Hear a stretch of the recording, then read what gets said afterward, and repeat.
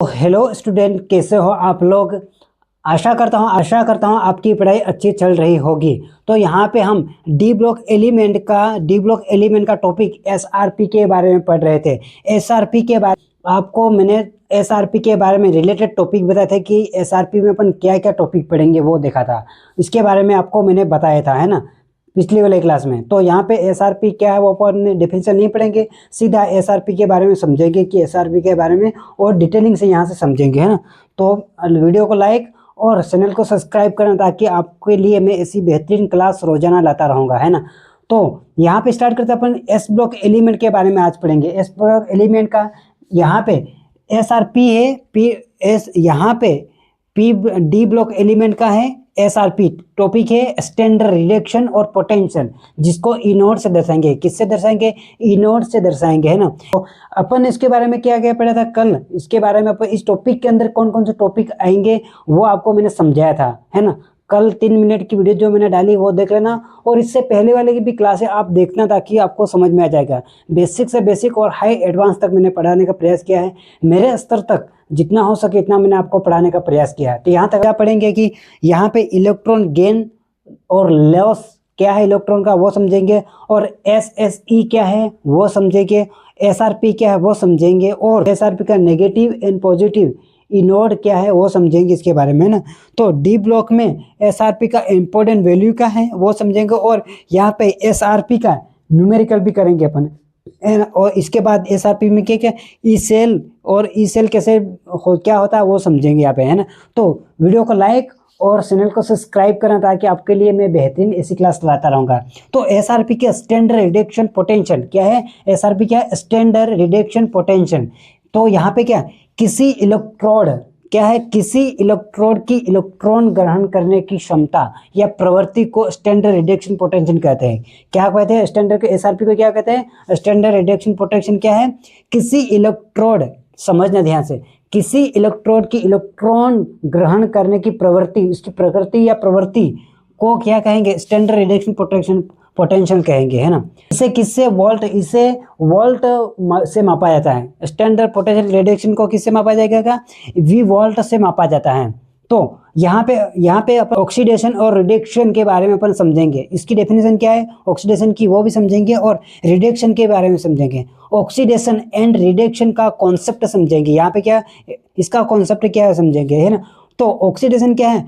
ऑक्सीकरण, जिसको ऑक्सीडेशन को क्या बोलेंगे? ऑक्सीकरण बोलेंगे। ऑक्सीकरण क्या है वो समझेंगे। ऑक्सीकरण जिस प्रक्रिया में कोई परमाणु आयन अणु क्या है, यहाँ पे परमाणु आयन अणु इलेक्ट्रॉन खोती है मतलब त्यागती है, उसे ऑक्सीडेशन स्टेट ऑक्सीडेशन कहेंगे। क्या कहेंगे? ऑक्सीडेशन क्या है? ऑक्सीडेशन ऑक्सीकरण जिस प्रक्रिया में, ऑक्सीडेशन यानी कि ऑक्सीकरण जिस प्रक्रिया में कोई परमाणु अणु आयन इलेक्ट्रॉन खोती है। क्या है? इलेक्ट्रॉन खोती या देती है, बात है कि खोती है या देती है, उसको क्या बोलेंगे? ऑक्सीकरण, ऑक्सीडेशन बोलेंगे। यहाँ पे इसकी ट्रिक क्या है? ऑक्सीडेशन इजिकल इलेक्ट्रॉन का लॉस, खोना मतलब खोना, है ना। तो इसकी रिएक्शन क्या रहेगी? जेड एन रिएक्शन रहेगी जेड एन टू प्लस और प्लस 2 इलेक्ट्रॉन त्याग दिए उसने, क्या खो दिए 2 इलेक्ट्रॉन। जेड एन जिंक का है, ये जिंक है, और इसने क्या किया? 2 इलेक्ट्रॉन खो दिए हैं, ठीक है। जेड एन यहाँ जेड एन है तो जेड एन 2 प्लस और प्लस 2 इलेक्ट्रॉन त्याग गया, ठीक है उन्होंने। किसने? ऑक्सीडेशन में, जिसको ऑक्सीकरण क्या है? ऑक्सीकरण कहेंगे। ऑक्सीकरण में क्या होता है कि इलेक्ट्रॉन की खोने की या त्यागने की प्रवृत्ति होती है ऑक्सीकरण में, ये समझ में आया। तो दूसरा है अपना रिडक्शन। क्या है? रिडक्शन, जिसको इसके क्या डेफिनेशन है रिडक्शन की? जब कोई तत्व क्या बोलेंगे? जब कोई एलिमेंट इलेक्ट्रॉन ग्रहण करता है, क्या करता है? एक्सेप्ट करता है या ग्रहण करता है, प्राप्त करता है, तो उसे क्या बोलेंगे? रिडक्शन बोलेंगे। जिसको हिंदी में क्या बोलेंगे? अपचयन बोलेंगे। क्या बोलेंगे? हाँ, क्या बोलेंगे उसको? अपचयन बोलेंगे। रिडक्शन का मतलब क्या होता है? जब कोई एलिमेंट या तत्व इलेक्ट्रॉन ग्रहण करता है उसको क्या बोलेंगे? अपचयन बोलेंगे, रिडक्शन बोलेंगे। जब कोई एलिमेंट इलेक्ट्रॉन प्राप्त करता है या ग्रहण करता है, जिस प्रक्रिया में कोई परमाणु अणु आयन इलेक्ट्रॉन ग्रहण करता है तो रिडक्शन अप चेन कहलाता है। तो क्या है यहाँ पे इसकी ट्रिक क्या है, रिडक्शन इक्वल्स इलेक्ट्रॉन का गेन करना, क्या करना है, गेन करना, अप चेन कहलाता है, रिडक्शन कहलाता है। यहाँ तक समझ में आया? तो अपना तो यहाँ ये टॉपिक समझ में आया क्या है एसआरपी, ऑक्सीडेशन स्टेट क्या है, इसका कॉन्सेप्ट अपन ने समझा, ऑक्सीडेशन रिडक्शन के बारे में अपन ने समझा, इसकी डेफिनेशन क्या है वो समझा, इसकी रिएक्शन क्या है वो भी समझा। और यहाँ पे रिडक्शन का इलेक्ट्रॉन गेन मतलब Cu2 गेन है ना, Cu2 प्लस 2 इलेक्ट्रॉन Cu हो गया है ना, क्या हो गया Cu। इसको इसके क्या प्रवृत्ति क्या है इसकी Cu2 प्लस की क्या है, इलेक्ट्रॉन ग्रहण करने की प्रवृत्ति, और जिंक की क्या है, इलेक्ट्रॉन को खोने की या त्यागने की, देने की क्षमता होती है, ये खोती है, दे सकती है ना। यहाँ तक समझ में आया? तो चलो अपने नेक्स्ट स्लाइड में जाते हैं, ये स्लाइड में मिटा रहा हूँ, दूसरी स्लाइड में जाते हैं ताकि उसके बारे में अपन विस्तार से अध्ययन करेंगे एसआरपी के बारे में। तो इसमें क्या स्टैंडर्ड कंडीशन क्या होती है ये देखेंगे एसआरपी में। एसआरपी में इसकी कंडीशन क्या है, स्टैंडर्ड क्या है, तो इसकी क्या है वो SRP E naught standard reduction potential. Standard condition क्या होती है, तो इसका क्या बोलेंगे, वे निश्चित एवं समान परिस्थितियां किसी रासायनिक अभिक्रिया इलेक्ट्रोड विभव ई नोड को मापा जाता है। किसमें मापा जाता है, वे निश्चित एक समान परिस्थिति किसी रासायनिक अभिक्रिया एवं इलेक्ट्रोड विभव ई नोड को मापा जाता है। किन किन परिस्थितियों में मापा जाता है, इसकी कंडीशन क्या है वो देखेंगे यहाँ पे। उसकी कंडीशन, फर्स्ट कंडीशन क्या है, टेम्परेचर क्या है, टेम्परेचर मतलब तापमान का 298 केल्विन या होल में क्या बोलेंगे 25 डिग्री सेल्सियस, क्योंकि तापमान बदलने से इलेक्ट्रॉन की गति और इलेक्ट्रोड पोटेंशियल बदल जाती है। यहाँ पे क्या है, टेम्परेचर में क्या, तापमान में क्या, 298 केल्विन 25 डिग्री सेल्सियस, क्योंकि तापमान बदलने से इलेक्ट्रॉन की गति एवं इलेक्ट्रोड पोटेंशियल बदल जाते हैं, है ना। दूसरी कंडीशन क्या है, प्रेशर है ना, दाब, जिसको बोलेंगे ये तापमान है, टेम्परेचर में तापमान, हिंदी में तापमान बोलेंगे, ये दाब है, दाब क्या, सेकेंड नंबर के दाब प्रेशर क्या है, 1 बार, क्या 1 बार, ये बार वाला बार नहीं, 1 बार प्रेशर वाला दाब है, बार है ना। यदि कोई गैस रिएक्शन में हो तो उसका प्रेशर 1 बार रखा जाता है। क्या है इसके एसआरपी में अपन क्या पढ़े, एसआरपी स्टैंडर्ड रिडक्शन पोटेंशियल में क्या पढ़े, स्टैंडर्ड की कंडीशन क्या है, फर्स्ट कंडीशन क्या है, तापमान में क्या है 298 केल्विन और होल में क्या 26 डिग्री सेल्सियस, क्योंकि तापमान बदलने से इलेक्ट्रॉन की गति और इलेक्ट्रॉन पोटेंशियल बदल जाता है। दूसरे नंबर पे क्या है, प्रेशर में दाब, 1 बार यदि कोई गैस रिएक्शन में हो तो उसका प्रेशर 1 बार रखा जाता है ना। तो इसके बारे में पढ़ेंगे फिर अपन।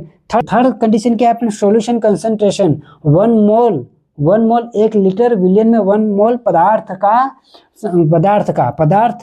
है ना।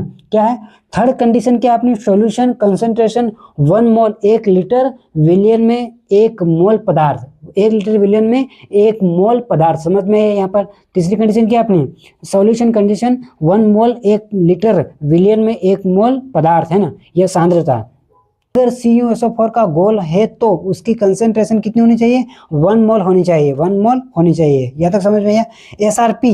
एसआरपी को कैसे मापा जाता है ये देखेंगे। एसआरपी को कैसे मापा जाता है, किसी इलेक्ट्रोड को स्टैंडर्ड हाइड्रोजन इलेक्ट्रोड SSE क्या है, स्टैंडर्ड हाइड्रोजन इलेक्ट्रोड से कंपेयर किया जाता है। किससे कंपेयर जाता है, SSE से। SSE क्या है, स्टैंडर्ड हाइड्रोजन और स्टैंडर्ड हाइड्रोजन इलेक्ट्रोड, ये SS क्या है, स्टैंडर्ड हाइड्रोजन इलेक्ट्रोड है, यहाँ इससे कंपेयर किया था तो इससे मापा जाता है। SSE ई नोड क्या है, ई नोड बराबर क्या, ई नोड इक्वल्स क्या है 0.00 V वोल्ट है ना। यहाँ तक समझ, इसका 00 रहेगा, यहाँ तक समझ में आया 00 V। तो माना क्या, माना Cu2 प्लस 2 इलेक्ट्रॉन निकालता है Cu, ये निकल गया Cu, तो इलेक्ट्रॉन क्या किया है उसने, इलेक्ट्रॉन निकाला, ठीक है, electron Cu2 plus 2 electron Cu2, इसका ई नोट क्या रहा, ई नोट क्या है प्लस 0.34 वोल्ट।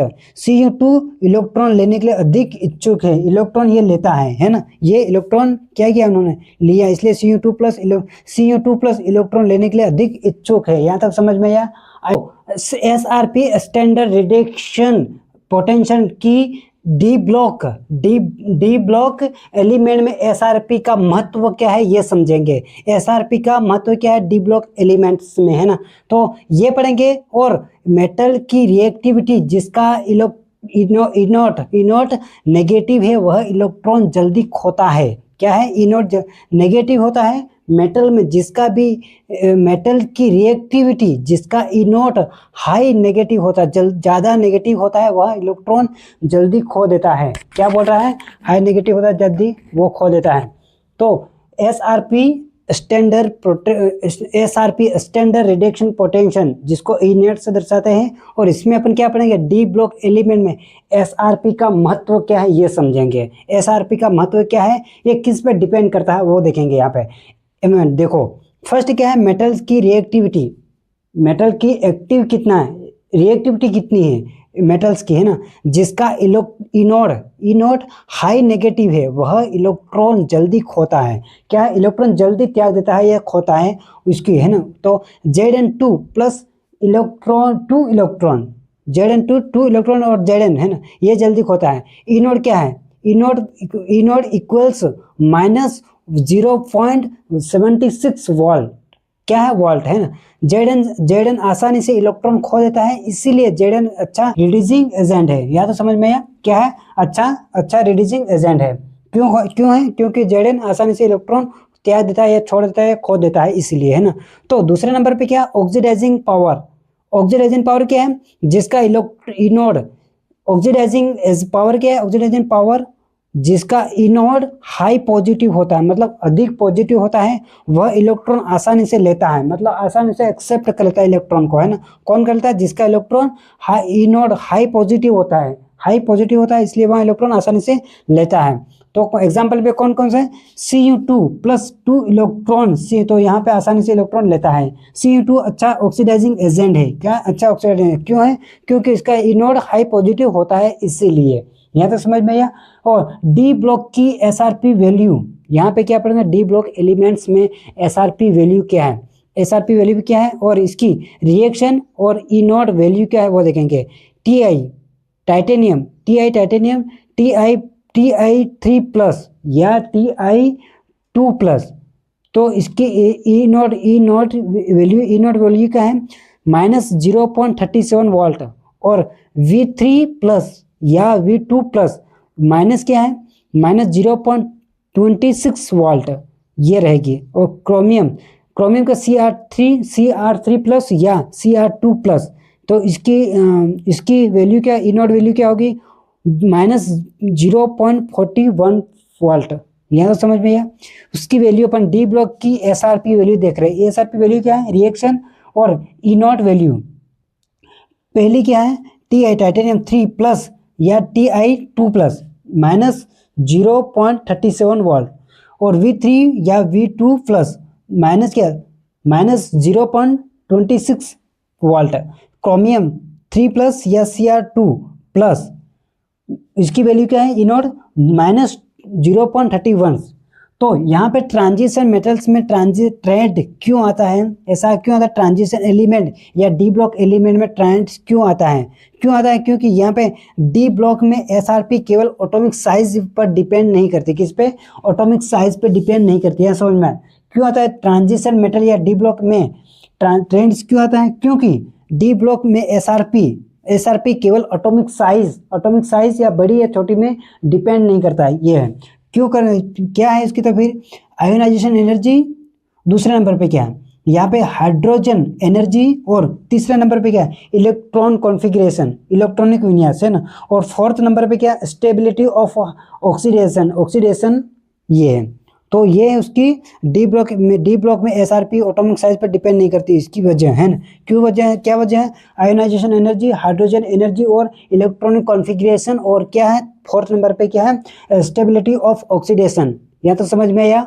तो आई होप, आशा करता हूँ आपको ये क्लास आपको बेहतरीन लगी होगी या अच्छी लगी हो तो वीडियो को लाइक, चैनल को सब्सक्राइब करना, ताकि आपके लिए मैं बेहतरीन क्लास लाऊंगा। यहाँ से अपना पीरियोडिक टेबल वाला चैप्टर खत्म हो रहा, लगभग खत्म हो रहा है। पीरियोडिक टेबल का अपना चैप्टर खत्म होता है, इसके बारे में आपको मैं एमसीक्यू लाऊंगा, बेसिक से बेसिक हाई एडवांस तक एमसीक्यूज लाऊंगा। और आप बने रहना, वीडियो को लाइक, चैनल को सब्सक्राइब करना, ताकि आपके लिए मैं बेहतरीन क्लास रोजाना लाने का प्रयास करूंगा क्लास, है ना। तो मिलते हैं नेक्स्ट क्लास में। जय हिंद।